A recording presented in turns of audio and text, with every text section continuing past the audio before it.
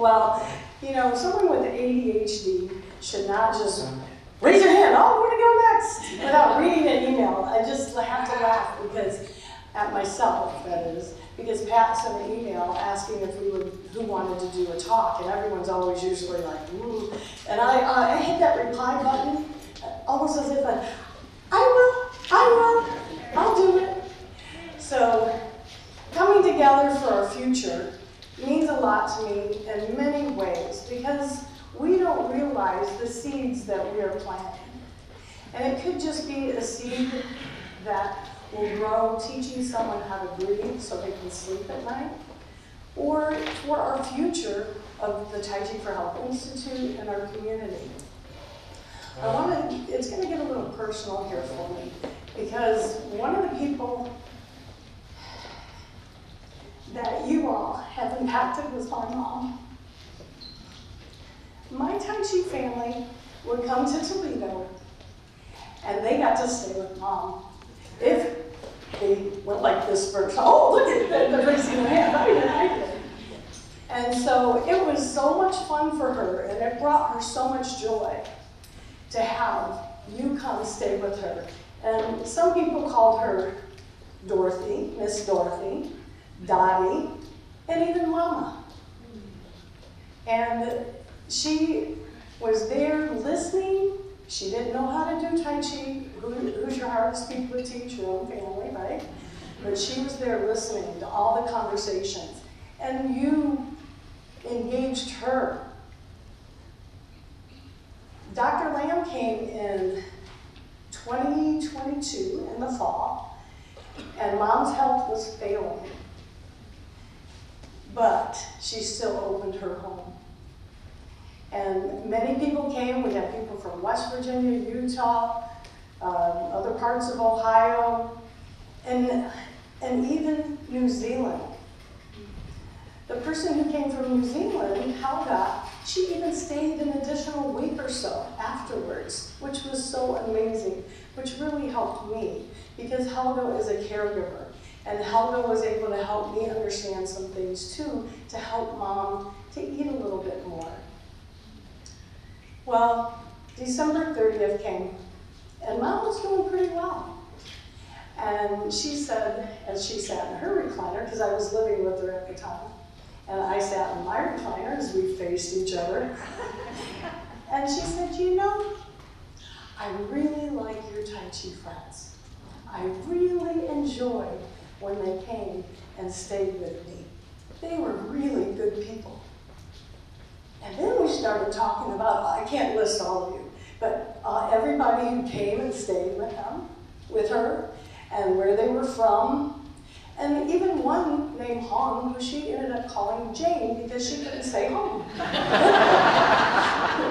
So, and little did we know, but that was one of the last really good conversations before she passed away the next day. You were in her heart and on her mind. 2023, what a year. As that was happening, it began pretty solid, but you, my Tai Chi family, kept me going, sending me emails, sending me texts, calling me, the cards. Richard Link sent me this most beautiful wind chime, to remember my mom by. I see her and him every day.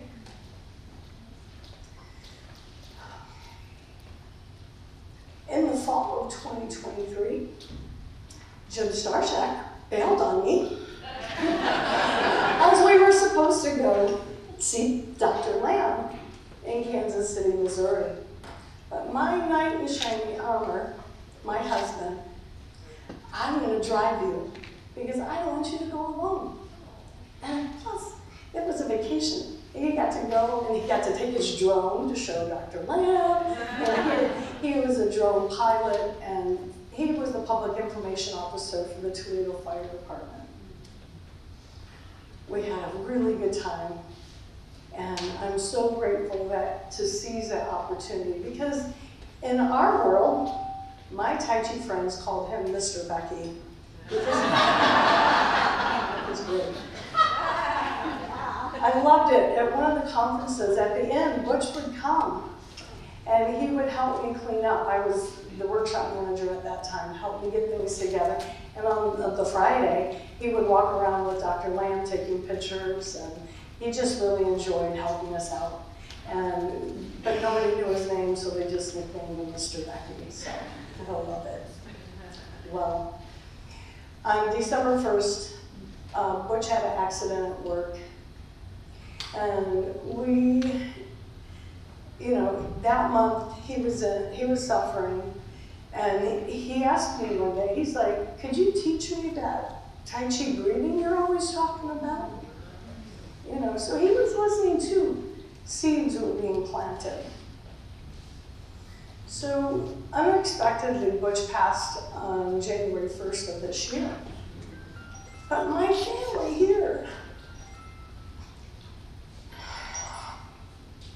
they were here for me.